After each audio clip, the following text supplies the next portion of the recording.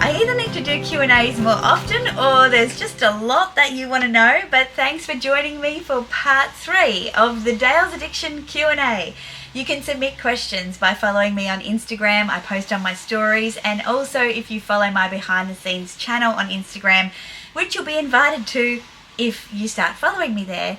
Also consider subscribing to my YouTube channel by hitting the subscribe button down below and the bell to be notified when I pop up videos or make posts on my community page, which is where I'll invite you to ask questions.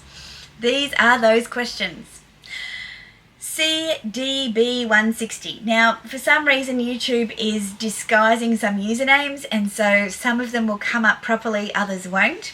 I love your new crocodile. Congratulations, she's gorgeous. That colour, bravo on the find. Question, now that you've more than dipped your toe into exotics, do you think it will be more difficult to be satisfied with non-exotics? Do you think this could be a form of luxury bag creep? And I've made a whole video on that, where now you'll primarily feel like exotics are the real splurge and others will feel common. Thanks for sharing your luxury journey with us. Well, thanks for such a great considered question. It's easy for me to sit here and say with a bunch of exotics in my collection now that I don't value exotics any higher than my other bags. But I'm going to say it because for me in reality, the exotic element is a texture and price point thing. I don't necessarily think it makes for a bigger bag. Even though they cost a lot more and they're harder to get and obviously they're more delicate to care for, I don't see them as any more special than other pieces in my collection just because they're exotic. So obviously I'm now more open to exotics, I'm more familiar with them, but if there's a bag that I love that's not an exotic, that's, you know, a monogram or just a regular kind of leather bag, then I'm not going to value it any less, if that makes sense. But thanks for your question. Diane R. Not a handbag, but fascinated by Tasmania. Would love to know more about what it was like growing up there and living there. I'm American in California. And there's 3 likes on that question.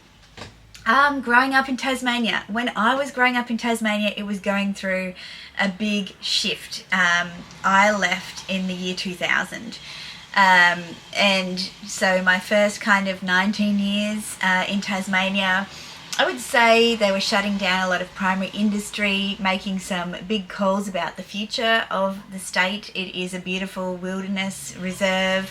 It's an island off the bottom of Australia for those that aren't familiar. It's often left on off maps of Australia, which we get really cranky about as Tasmanians. It's basically, it's more like a big country town, all of Tasmania, some parts more remote than others. It's one of the first settled areas in Australia by colonists. So obviously First Nations people were there a lot longer. But yeah, it was used as a convict settlement for the penal colonies that came from London, because it was far, far away and remote and wild, and so that's where they used to send all the prisoners that stole bread and killed people and other things. So there's a bit of a running joke that, you know, depending on your heritage and how you got to be in Tasmania, there's kind of a rite of passage, and there's kind of an honour amongst convicts, if that makes sense. But yeah, growing up, it wasn't, I think it was lovely for me, but I'd say there didn't seem to be a lot of opportunities in Tasmania for young people. When I was growing up, it was the norm to leave or want to leave, and I certainly left as early as I had the opportunity to. I have no intention to return to live, but I do love to go home and visit. Now that the changes of those decisions from back in the 80s have kind of happened, it's much more of a cultural experience. It's the local beauty and the natural beauty is really celebrated. The food, the drinks, the arts, the crafts. It's very kind of grounding place to be. Can be very brutal in terms of its weather, but it's also very grounding as well. Like the air just doesn't smell as fresh as it does there anywhere else. The produce is just amazing. Like, things are done slowly and it's delicious to just have a basic meal there because everything's so lovely. So yeah, Tasmania, growing up there, very different to going back and visiting now. Would I live there again? No, but do I enjoy my visits? Yes, very much so. White Wick 13. What kind of music do you listen to? Favourite singer/band? Do you go to live concerts? And if so, what's the best and worst or most disappointing? I listen to all kinds of music. My Spotify liked songs list is a mix of all things from Hosier to Foo Fighters to Taylor Swift to who's that new guy that's got that Rude song that I love? Let me find it. Lovin' on Me by Jack Harlow. That's a little bit rude and cheeky, but I love it. It's fun. I've got Bastille here. I've got Vance Joy, George Ezra, Green Grass. Then I've got Magic Carpet Ride by Stephen Wolf. I've got Beyonce, Rihanna, everything. Best concert I ever went to was my first, which was Silverchair, which was a grunge band when I was a teenager. Back in the 90s. It was amazing. The worst I've ever been to was U2. They just talked too much. The sound wasn't great and they weren't there for the music. They were there for their political regime. So yeah, thanks for asking. JLeo18. When travelling abroad, what is your thought process on breaking down which bags to bring? And normally how many do you bring for a 1 to 2 week vacation? How do you pack them in your checked-in luggage or on your carry-on? Thanks, and you and your new croc peekaboo are stunning. Oh, thank you. I did a whole video on the bags that I took in September for my trip, and I think that's kind of my vibe. So I'll always take a tote and I'll always take a rollerboard suitcase, and that's for the luxury bags that I'm taking with me and also anything I pick up when I'm away. I will never check luxury purchases. No, they've got to be with me at all times. There's got to be a decent sized crossbody bag that is comfortable to wear on the daily. Happy to take handheld bags or something for an occasion. Something for the beach, which I took this gorgeous... I'll just link the video. Yeah, something for the beach. Like, I'll take more rather than less, but I like to try and pack them inside of each other. And my friend Eileen and I were joking that she packed all these bags inside of her Birkin in her rollerboard on her recent trip, and we called it the Bedurkin, like a Tudurkin, you know, like a duck inside a turkey and a chicken inside a duck. Yeah. Anyway, like Russian dolls. That's probably a better way to put it. But I will link that video for you, the bags that I took with me. And I think I did a follow-up video on how good they were. So I'll link those in the description for you as well. Life and Luxe Delights. Hi, Tanaz. If you had to sell one exotic bag, which one would you let go? And what is the next designer ready to wear on your list? If I had to sell one... God, I don't know. They're all fairly new. I'm going to say my mink Fendi first, only because it's the colour. So I love this colour, but out of all the other colours, this would be my least favourite colour. So my mink Fendi first. Does that count? My next ready to wear, I don't have anything on the list. I'm still searching for that Burberry trench in the perfect combination of stone and black buttons, and I know you've tried to help me with that. Thank you. That is all. Melissa Adams Wade. Hi, Melissa. Melissa has a great YouTube channel. I will link in the description below. What's your favourite bag at the moment? Not your most used or most practical, but a bag you're head over heels for. The bag that makes your eyes glitter every time you see it. Oh, that's hard because I've got so many that do that. Because this one occupied my mind for so long and it is so special. My purple coral Petit Mal. It is just glorious. It's beautiful, and I can't believe I was able to find another beautiful Petit Mal so soon after the gorgeous ostrich one. So yeah, that's my fave, and I haven't worn it yet. Jan Moro 282. Hi Jan. Hi Dale. I was wondering what your next bag might be and what colour you might choose. Maybe an MTO. Love your channel and thank you for all the hard work you put into it. Thank you very much. I seriously, I think it's the medium peekaboo, Jan. And I don't know. I'm open to all options. I'm not looking for anything. I said that when this crocodile peekaboo came up. I said it when I happened upon this bag in Louis Vuitton. I'm not looking for anything. I promise I'm not. At Flo Casso, with many additions and changes to your collection recently, do you have a new favourite? I've just answered that one, but thanks for your question. Wild Unfiltered, hi Deb, and Deb also has a YouTube channel I'll link below.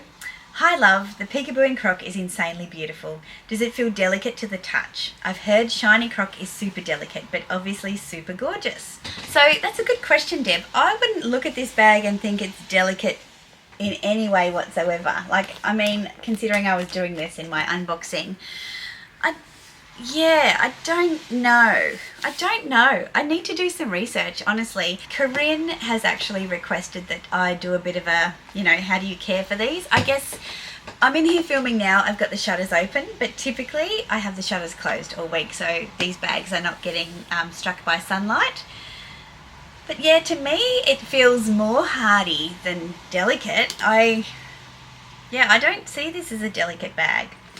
I don't. But I'll look into it and perhaps I'll make a video about it. Sandra_W, you look gorgeous. Do you have any more styling tips for us? Thank you, Sandra.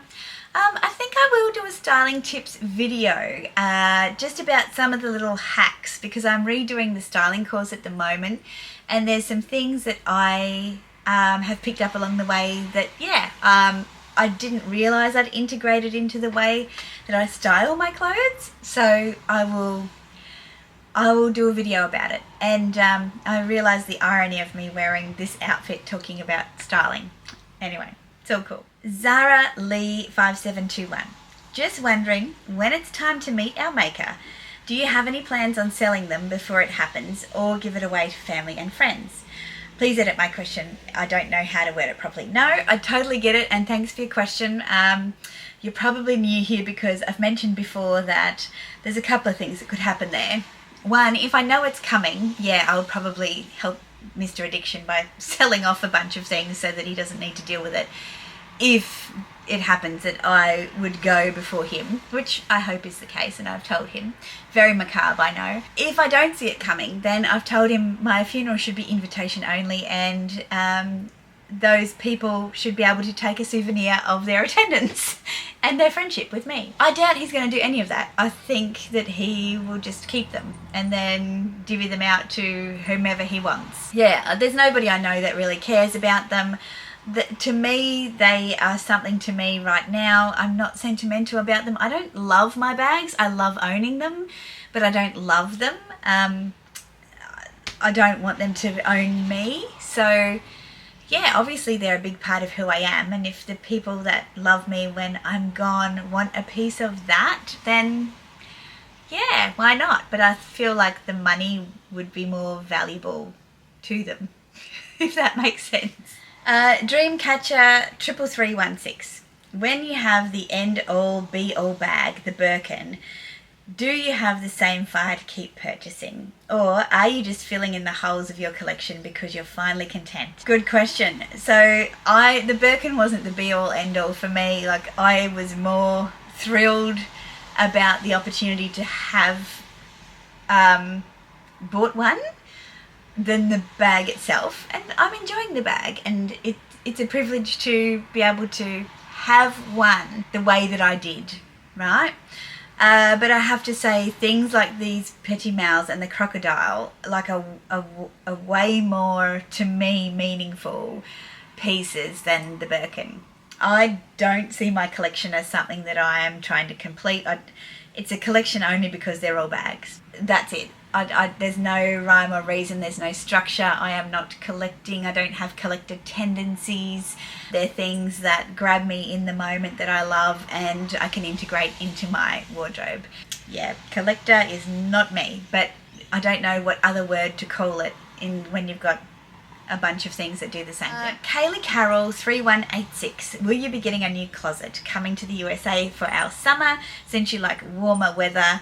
and you're heading for fall and winter. Will I be getting a new closet? Maybe. It's not a super huge priority. Nobody else comes in here. It's just for me and you guys, obviously. So the only reason I would get one would be because I needed one, and I don't need one yet. I know I will not be coming to the USA for summer, but I do love the warm weather. But I think my winter will be as nice as some summers in some states of the US. Martha Cochran 6123, new follower, so you might have answered this question before. So my question is, what luxury purse made you fall in love with luxury purses, and did you ever purchase it? Thank you.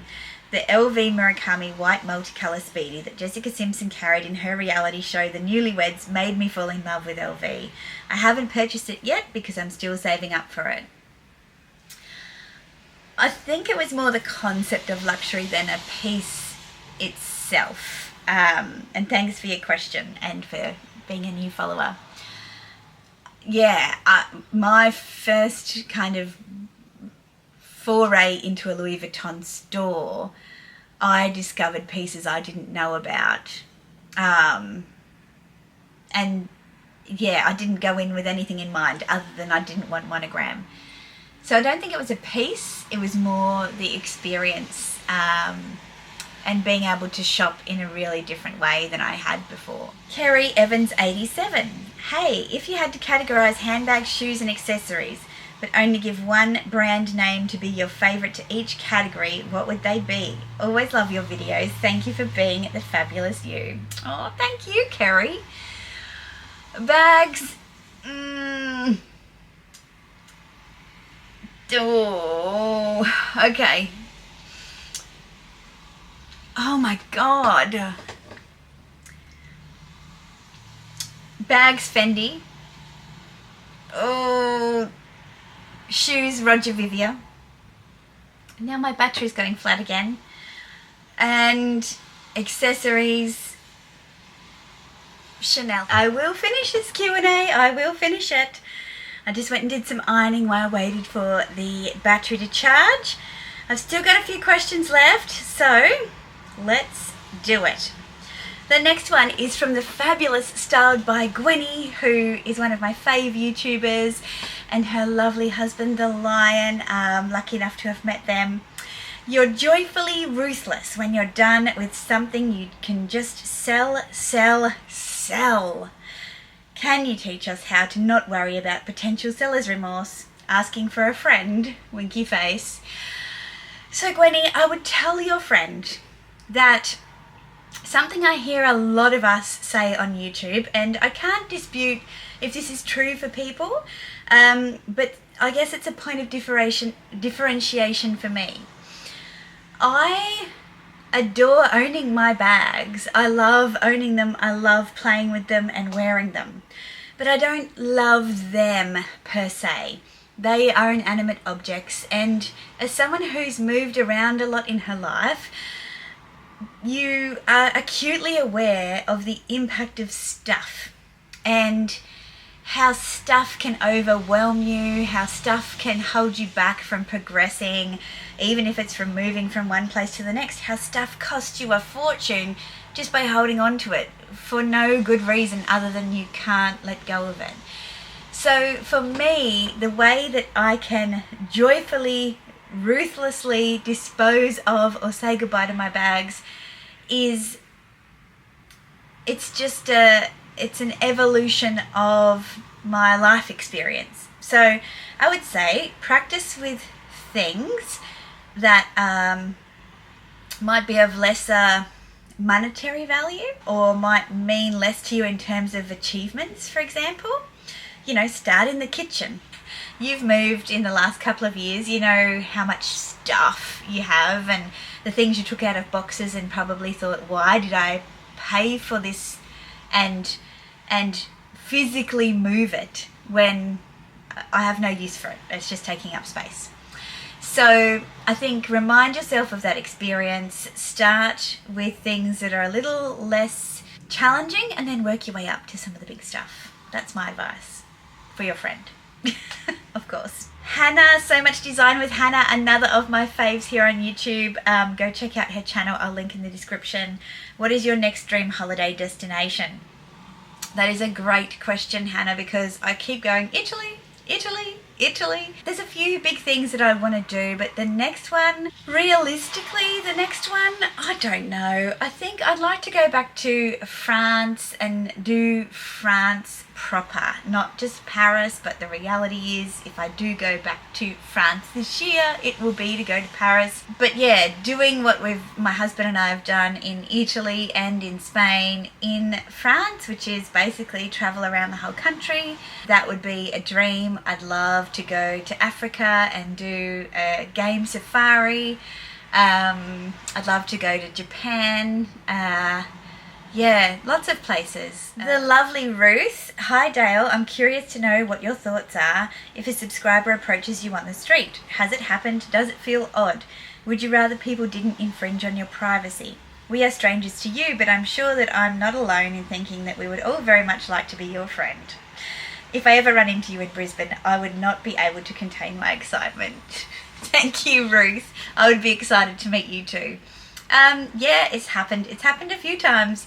It happened just yesterday in Hermes with Connor, actually, and I'm always open to it. I mean, the reason that I started my channel was to connect with like-minded people, and it's funny, people forget to introduce themselves because, like you said, people think that we already know each other, and the reality is I don't see many of your faces besides a tiny little profile picture that you might have put on your YouTube profile.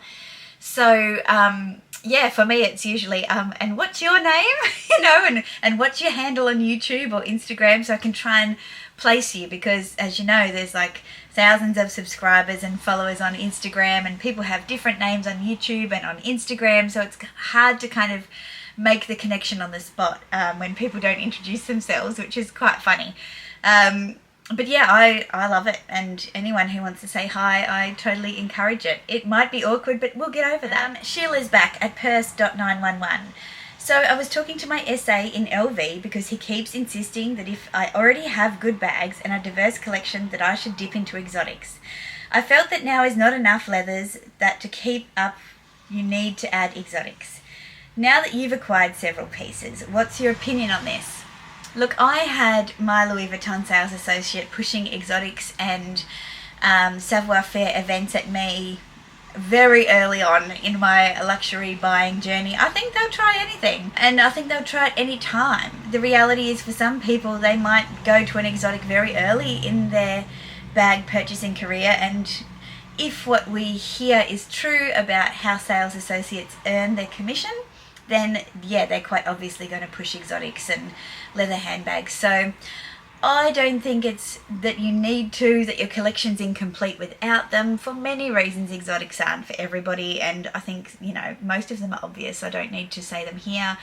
If there's things that you're interested in, or you want to, you know, move to the kind of, I would say, less challenging price points, try things like karung leather, which is a type of water snake, or lizard, or ostrich. They're kind of, you know, at the, I don't want to say entry level, but they're more affordable kind of exotics to start with, and some really cool finishes as well. So if you are, you know, perhaps just say, listen, I'd be interested if any of those pieces came through in what style, whatever style you're interested in, and just, you know, see if it interests you, and if it doesn't, no love lost. This one is from Mega Whoop. How do you make the jump from contemporary to luxury purchases? I have made a whole video on this one, and I call it luxury bag creep. And it's this concept of, as your income and your tolerance to prices increases, what you think is reasonable in terms of the average spend on a luxury handbag really starts to shift. To me, I never saw a transition from contemporary to luxury as an obvious thing for me. It was very much bag creep. It was very much that my income and my confidence in what I was buying was changing, and as a result, I didn't purposefully say, well, now I'm not buying contemporary, I'm only buying luxury. I just kind of wandered into the luxury areas in the shopping centres, and I started to buy, and I liked the experience and I liked the products, and so that's just what I bought. And a couple of times I tried to purchase contemporary pieces because I thought they were cute or whatever, and the reality is that I just never reached for them. I didn't choose them, even if they were probably the best thing to wear. I didn't wear it. So for me, I think it was not an obvious decision. It just happened, and then once I kind of wandered that way, I never looked back. Ruthie B428, do you get your second-hand bags authenticated? Yes, I do. I always insist on authentication from the consignor that I buy it from, and also that guarantee that if it's found not to be authentic, that they will take it back regardless of how much time has passed. In addition to that, I use real authentication. I know a lot of people have had different experiences with real authentication, and this is not an endorsement of real authentication, but I do think that it makes sense to get a second authentication when you're buying pre-loved. Gwenny's back and she says, are there any other exotics on your hit list? I feel like I've got a pretty cool collection. Python is something I consider. I don't have any python, and I love the python on Connor's made to order, but I don't like I've not seen a colour in python that I like very much. And Deb's back from Wild Unfiltered. Hi again, love. You're becoming the queen of exotics. Will you be looking at mini capucine or Rose Devon in LV exotic? Probably neither, to be honest, Deb, but I know, never say never. A lot of people thought that I would get a mini capucine when I got the beautiful lizard petit mal, because I already had a petit mal. I find the capucine minis just too dinky. I think the petite peekaboo is the smallest I would go, and it's big enough for your phone and bits to fit in it. I love your purple ostrich mini capucine. It's hard to say. I think, yeah, it's hard to say. I don't, and I'm choosing my words carefully because so many of my good friends love their mini capucine. I haven't found the right one for me yet. They're either too dinky, too pretty, or too plain. Yeah, it's probably like the petit mal. When I find the right one, I will know. Scara Beige, you've just replaced Sylvia at Fendi and you're about to design and launch a new bag style. How would it look and how would you name it? P.S. You can do LV too. Well, thank you. Oh, look. Imagine succeeding Sylvia Venturini Fendi.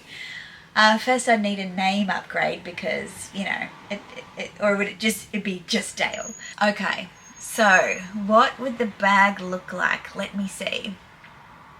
If I think about the styles of bags that I like, I love a bag that you can go day to night, that you could wear as an out-of-place casual bag or, you know, quite a formal piece as well.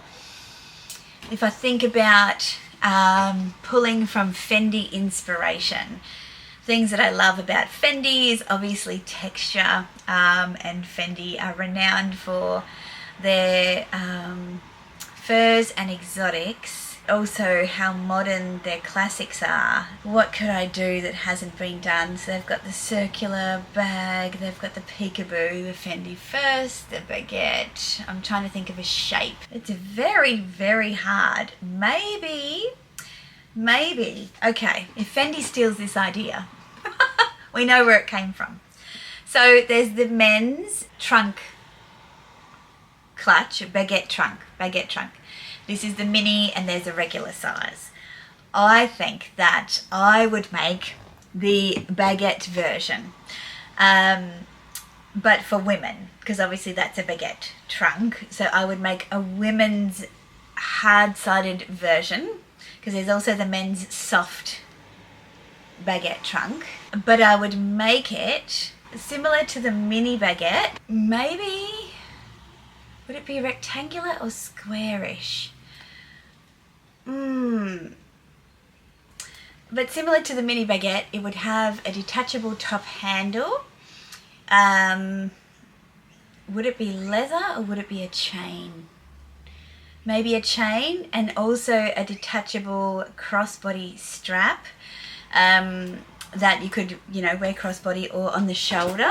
You know what? It would be like a Rainbow Bright collection. So I'd release it in colours from that show when I was a kid, Rainbow Bright. So different colours of the rainbow, metallic, I'm going to say, to add that magical element, but there's got to be texture.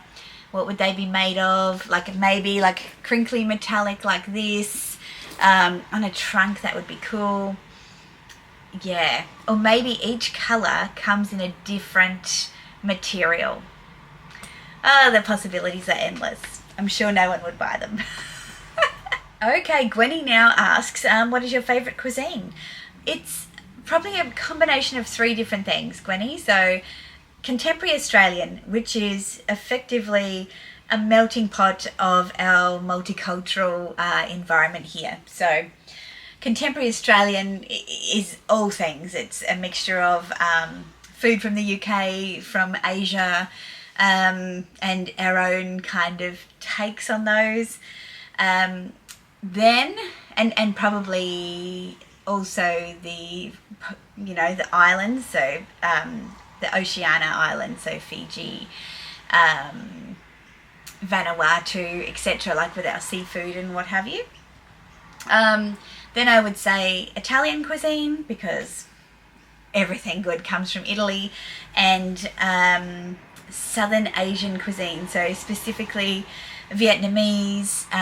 Love Vietnamese food, and love Thai food. Like they both use lots of great fresh flavors, like fresh herbs like mint and basil and chilies and garlic and ginger, and yum, delicious. Okay, Hannah's back and she says, now you have your croc and all the other beauties from last year, do you feel closer to purse piece? No, I definitely do not. I definitely do not feel closer to purse piece, Hannah.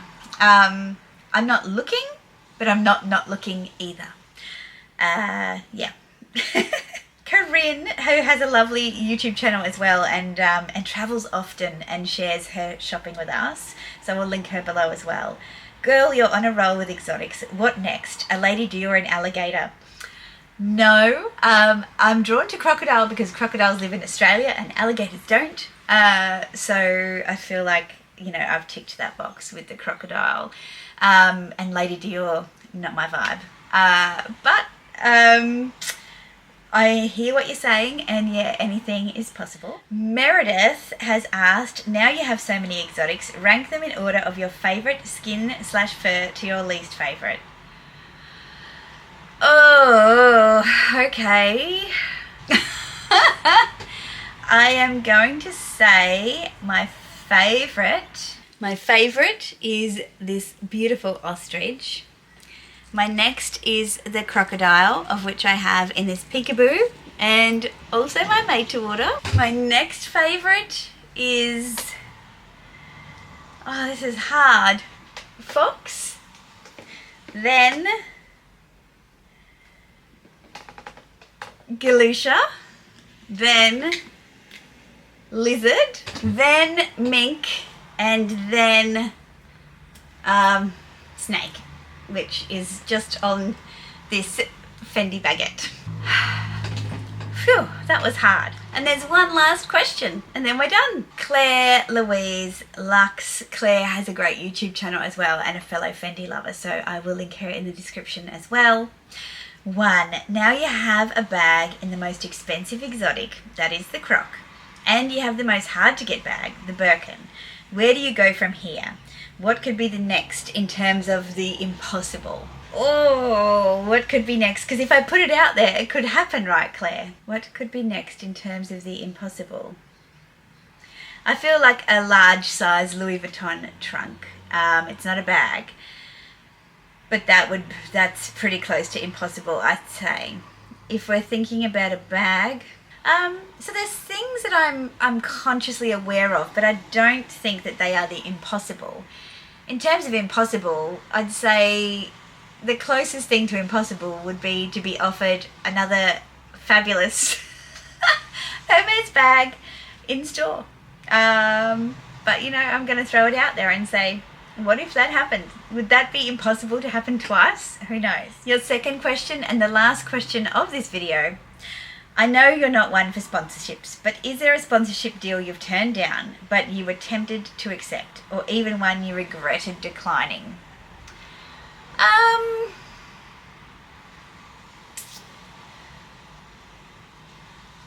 Yeah, like there's a few, right? So Viveya, for example, always want us to promote shoes out of season, and I don't need to do a sponsorship to earn money, and I don't care enough for free things. So if they want me to do boots and it's in the middle of summer, I'm not doing it. It's not authentic. I can't do it. And I have said to them, listen, I won't do boots, but can I choose these sandals? Because, you know, half the world is in summer at the moment in terms of area. And they're like, no. And I'm like, okay, no problems. Roses forever. I don't like fake flowers in a box. I've asked them for different ways of presenting their pieces. It's not something I want in my house. In fact, one of my beautiful subscribers sent me some preserved roses, and this is a beautiful way of presenting them. They did have a ribbon around it, which I've since removed, but these are the most spectacular preserved roses. And I look at the Roses Forever ones and I just think they look cheap, and I don't like how they're presented. Like, who's putting a hat box on their kitchen table? Well, I'm not. This has turned into a little bit of a jibe, hasn't it? Look, I wish Farfetch would do better promotions. I've had one opportunity with Farfetch. The credit wasn't like very much. I think it was $500 maybe, and I think they kind of trick you into doing that by giving you just enough to get you shopping, and then you've got to chip in some more, so you actually spend a bunch of money that you weren't planning to spend. But I do, you know, I do enjoy if I get the opportunity to work with Farfetch again for a decent credit. I think that's a nice way because you're more in control of what you're selecting. Is there any I've turned down and regretted? No. Funnily, I turned down Ideal, and they said, well, let us send it to you anyway, and then no obligation to do a video. And they did. And like, and I've copped flack for this before, but I don't think it measures up. I own a lot of fine jewellery. I don't think it measures up at all. And my fine jewellery doesn't come in little crappy packaging. Like, even if it is environmentally responsible, it's not a luxury experience, I don't think. I don't need a free scrunchie with my earrings. I think they're more fashion jewellery, trying to be fine jewellery.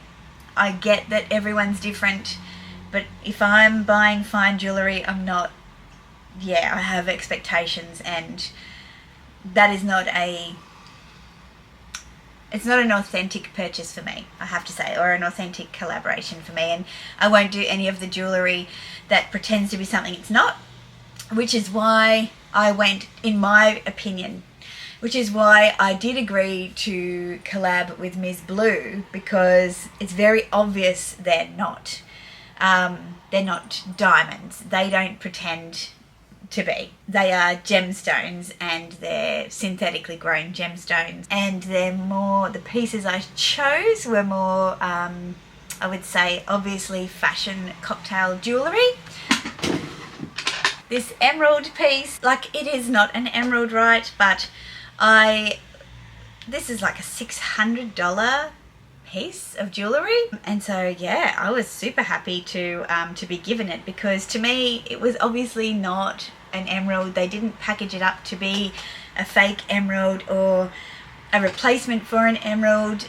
They say what it is, and that's what I liked about Ms. Blue. Full of contradictions probably, but yeah, I'm pretty touchy around collabs, because even with the Lily Silk stuff, when they haven't paid me because I have picked the things that I wanted, they will pay you if they get to select what they send you. And then it's the most obvious giveaway when you see a YouTuber and you're like, you don't normally wear a like full block colour dual tone pussy bow silk blouse on your videos, and today you are. I bet this is a promotion. I don't know.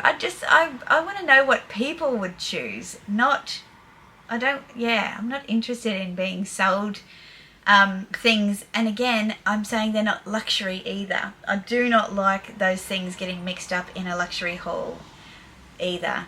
I'm pretty specific about that. Okay, get off the soapbox, Dale. Sorry, got distracted. So if you've made it to the end of the 3 parts of my Q&A, thank you so much. You are probably, happy to never hear one of these again. And if that's the case, I totally understand.